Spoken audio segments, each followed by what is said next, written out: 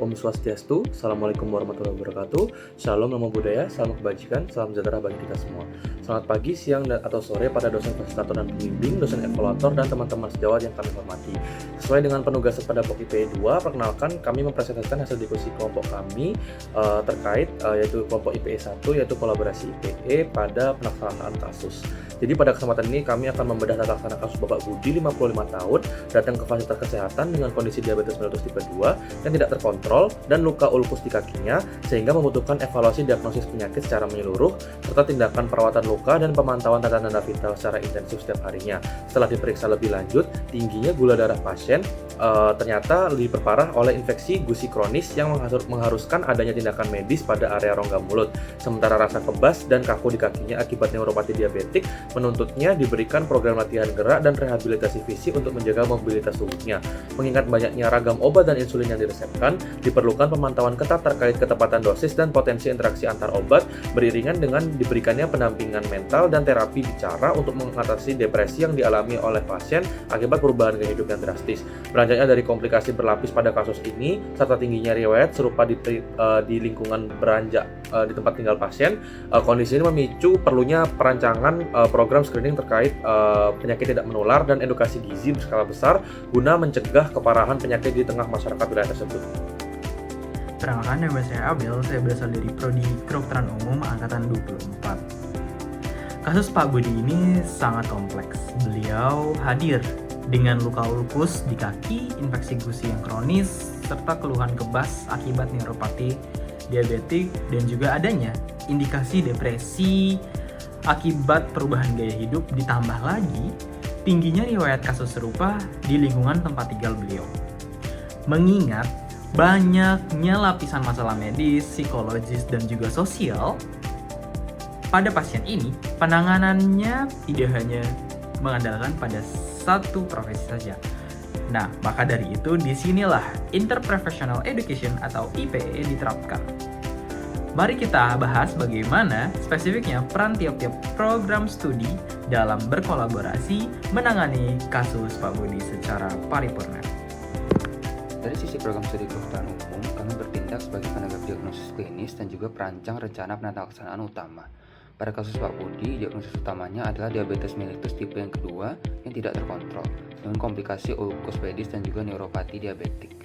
Fokus utama kami adalah menurunkan dan juga menstabilkan kadar gula darah pasien menggunakan insulin dan juga medikamentosa.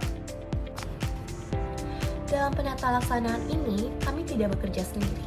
Sebagai koordinator klinis, kami berdiskusi dengan rekan apoteker untuk memastikan rasionalitas resep, serta mendelegasikan perawatan luka ulkus pedis secara teratur kepada rekan perawat. Kami harus memastikan intervensi dari berbagai sisi tidak saling berbenturan dan aman untuk kondisi sistemik pasien. Selain itu, kami memantau progres klinis dari Pak Budi dari waktu ke waktu. Kami mengumpulkan data silang disiplin seperti laporan evaluasi pergerakan dari fisioterapi, kemudian status penyembuhan infeksi sistemik dari dokter gigi, dan juga observasi psikis dari psikologi. Nah, evaluasi yang menyeluruh ini itu krusial agar kami bisa menyesuaikan target tata laksana medis hingga kondisi Pak Budi mencapai hasil yang paling optimal. Pada kasus ini, peran program studi kedokteran gigi sangat krusial. Telah diidentifikasi bahwa tingginya gula darah dari Pak Budi ternyata diperparah oleh adanya infeksi gusi kronis atau periodontitis. Hubungan antara diabetes mellitus dan infeksi periodontal ini bersifat dua arah. Gula darah yang tinggi dapat memperparah infeksi gusi, dan infeksi gusi yang kronis membuat gula darah sulit dikontrol. Oleh karena itu, kami akan melakukan tindakan medis berupa pembersihan jaringan infeksi pada area rongga mulut. Eliminasi lokal infeksi ini adalah kunci mutlak agar terapi penurunan gula darah oleh dokter umum dapat bekerja secara efektif. Halo semuanya, perkenalkan saya Derani selaku mahasiswa sarjana keperawatan. Adapun tugas profesi kami yaitu melakukan perawatan fisik yang berupa melakukan perawatan luka atau wound care pada ulkus kaki pasien, melakukan tindakan tanda-tanda vital, dan yang terakhir yaitu melakukan komunikasi efektif antara keluarga pasien, dan juga tenaga medis lainnya untuk proses penyembuhan luka pasien. Sebelumnya, perkenalkan saya Prita Satya dari program studi fisioterapi. Jadi di sini fokus intervensi kami tertuju pada keluhan kebas dan juga kaku pada kaki Pak Budi yang diakibatkan oleh neuropatik diabetik. Selain itu, kondisi ini juga dapat menurunkan sensitivitas dan juga fungsi motorik yang sangat beresiko memicu luka baru atau menyebabkan hilangnya keseimbangan tubuh. Kami juga bertugas melakukan asesmen terhadap kapasitas fungsional gerak dasar tubuh beliau. Sekian dari saya, terima kasih. Baik, sebelumnya perkenalkan, nama saya An Agomayu Maharani Gayatri Dewi dari Prodi Fisioterapi. Nah, sebagai tindak lanjut, kami di sini merancang program latihan gerak dan rehabilitasi fisik yang akan disesuaikan dengan keadaan atau toleransi dari masing-masing pasien. Nah, di sini latihan ini juga bermanfaat untuk meningkatkan sirkulasi darah menuju ke ekstremitas bawah, meningkatkan fleksibilitas dari sendi dan juga menjaga dari mobilitas pasiennya. Lalu di sini kami juga bekerja sama atau berkolaborasi dengan keperawatan untuk mengetahui kapan sebaiknya pasien ini melakukan mobilisasi dengan tidak memperparah dari ulkus pedisnya. Baik, sekian dari saya, terima kasih.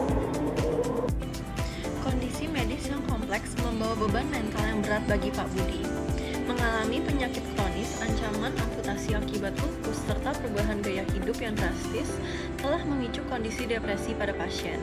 Disinilah program studi psikologi mengambil peran penting. Kami melakukan asesmen untuk mengevaluasi sejauh mana kondisi depresi ini mempengaruhi motivasinya untuk sembuh dan patuh pada pengobatan.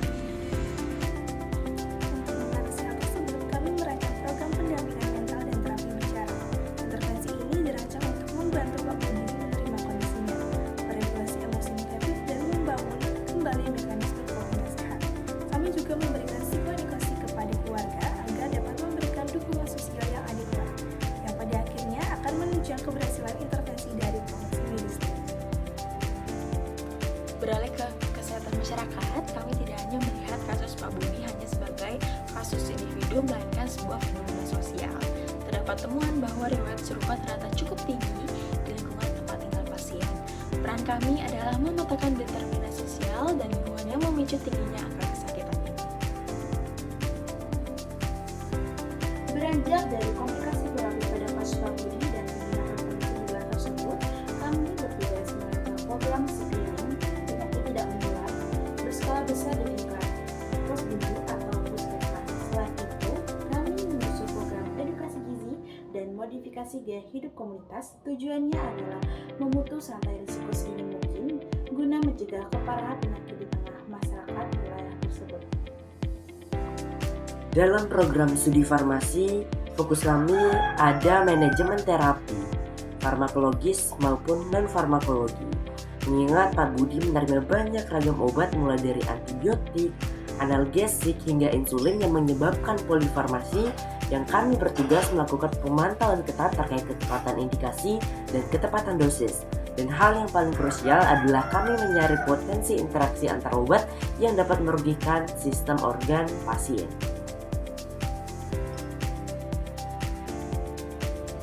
Selain melakukan telaah obat bersama dokter, kami juga memiliki tanggung jawab dalam mengedukasi Pak Budi bersama caregiver-nya, terutama dalam jadwal penggunaan obat serta bagaimana cara menyuntikkan insulin yang benar di rumah. Selain itu, kepatuhan dan pemahaman mengenai obat menjadi hal yang sangat krusial bagi pasien karena sebaik apapun tim IPE dalam merancang pengobatan, tidak akan berjalan optimal apabila obat tidak dikonsumsi dengan tepat.